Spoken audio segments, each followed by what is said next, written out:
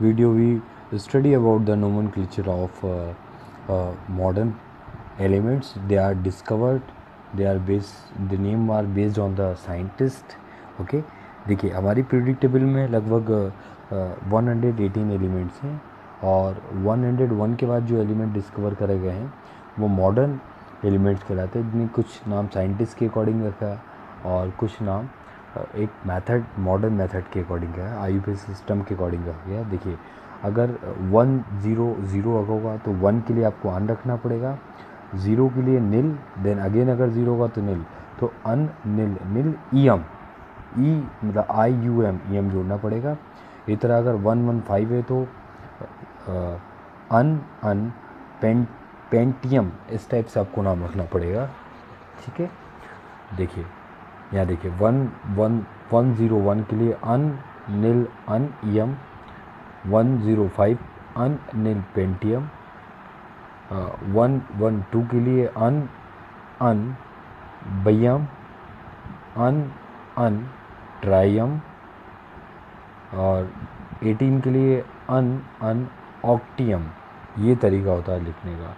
और इनके जो साइंटिस्ट के नाम मैंने बताया, IUPAC नेम साइंटिस्ट के अकॉर्डिंग भी रखे गए हैं। देखिए इधर मेंडलीव, नोवेलियम, लेवर्नेशियम, रदरफोर्डियम, है ना। तो इन जो स्पेसिफिकली जो सिंथेसाइज किए गए हैं एलिमेंट, उनका नाम साइंटिस्ट के नाम के अकॉर्डिंग रखा गया है। Orbits are surrounding path of the nucleus. मैंने बताया था कि न्यूक्लियस के चारों तरफ जो सराउंडिंग पार्ट होता है उसे ऑर्बिट कहते हैं। और ऑर्बिट जो है सब ऑर्बिटल में टूटता है, जैसे SPDF, S के अंदर 2 इलेक्ट्रॉन, P में 6, D 10 और F में 14 लगता है।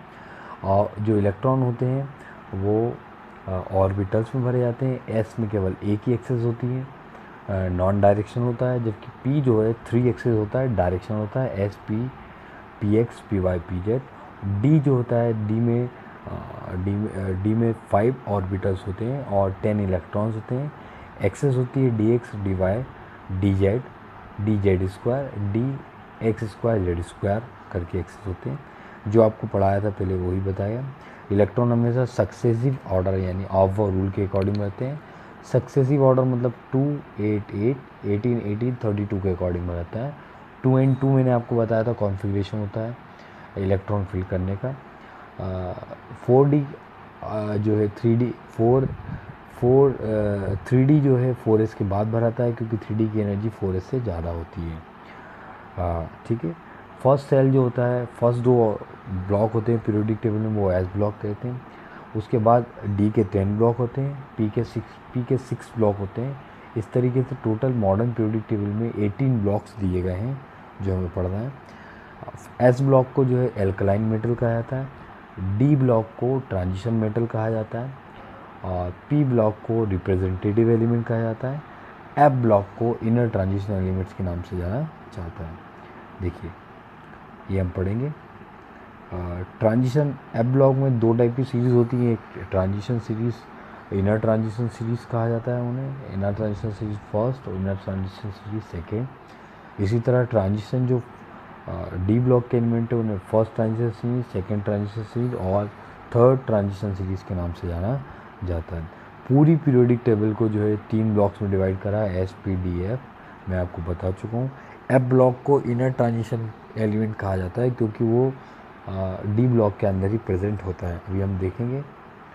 बाकी देखिए यहाँ पे ग्रुपिंग, जो ग्रुपिंग क्या होता है, जब हम वर्टिकल कॉलम लेते हैं अप टू डाउन में तो उसे ग्रुप कहा जाता है, जबकि लेफ़्ट टू राइट में अगर जाया जाता है उसे पीरियड्स कहा जाता है।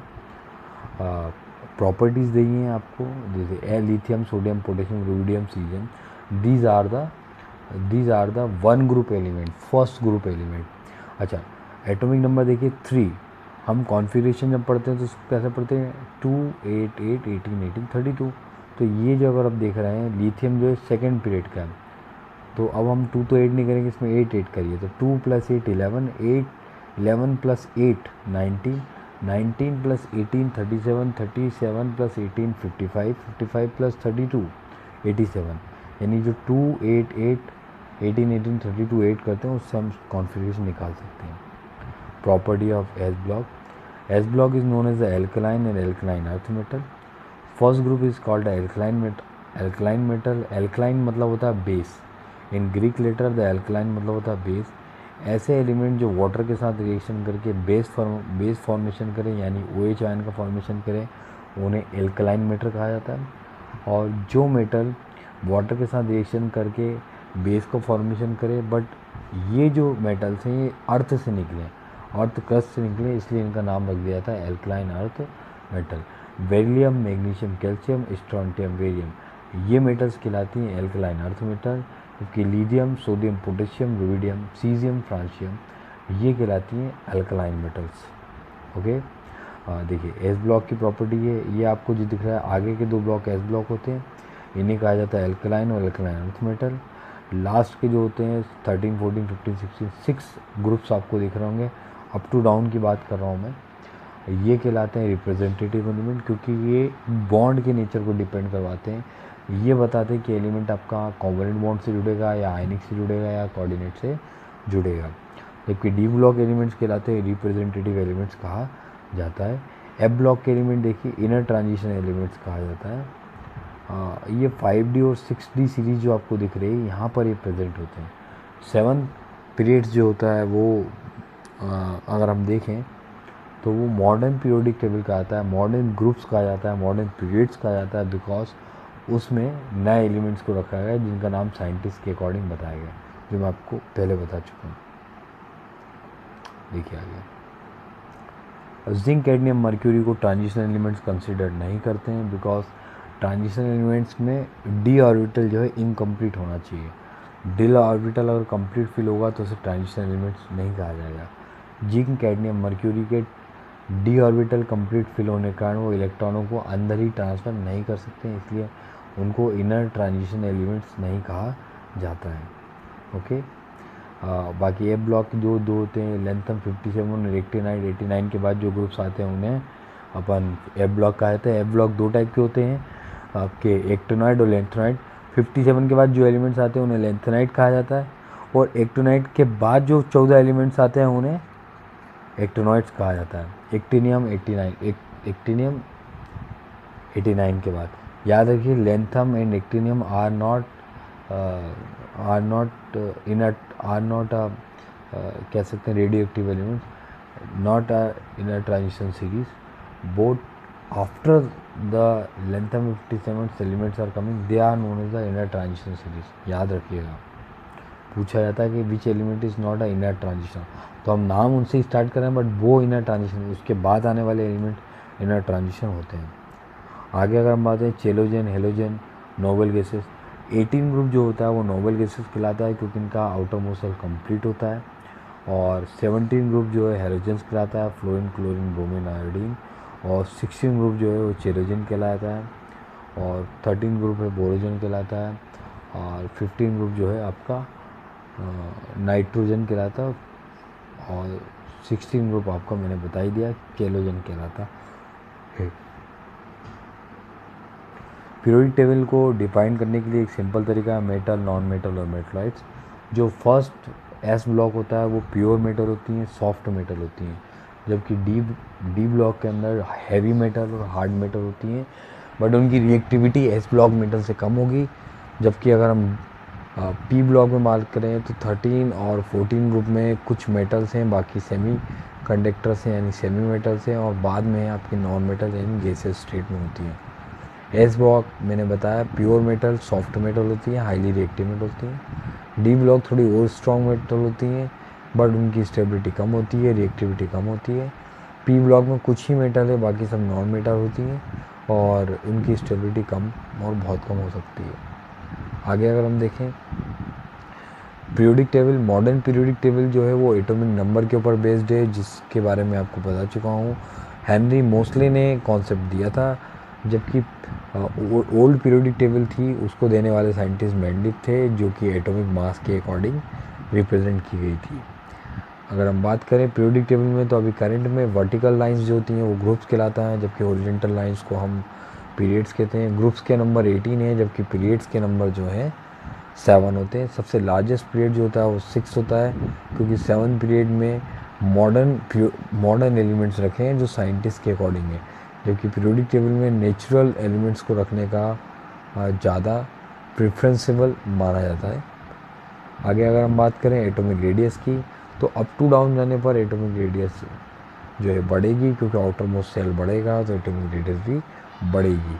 याद रखिए 10th में हमने पढ़ा है कि आउटर मोस्ट सेल में जैसे जैसे इलेक्ट्रॉन बढ़ते हैं तो एटम का साइज़ बड़ा होता है और न्यूक्लियस की स्ट्रेंथ बढ़ती आती है। जितना न्यूक्लियस की स्ट्रेंथ बढ़ेगी उतना एटम उतना ही एटम जो है ज़्यादा स्टेबल नहीं होगा, और अगर डिस्टेंस कम होगी तो एटम ज़्यादा स्टेबल होगा। याद रखिए atomic radius is distance between the atom nucleus and outermost electron. Okay, आगे हम बात करें कोवेलेंट।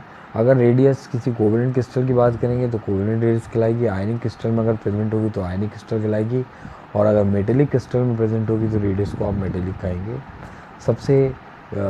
सबसे शॉर्ट जो रेडियस होती है वो एटॉमिक होती है, और सबसे बड़ी रेडियस जो होती है वो एटॉमिक रेडियस जो होती है सबसे छोटी होती है। यानी एटॉमिक रेडियस को हम बात करें आयनिक रेडियस की बात करते हैं, जबकि सबसे बड़ी रेडियस अगर हम बात करें तो कोवेलेंट रेडियस होती है, उसमें स्टेबिलिटी भी ज़्यादा ही होती है। ओके, आगे हम बात करें पीरियोडिक टेबल की, ये बता चुका हूँ।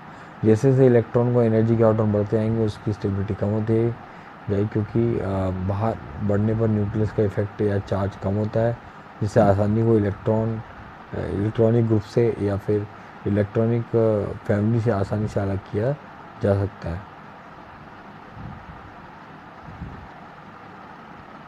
ये देखिए इसके एग्जाम्पल दिए आपको।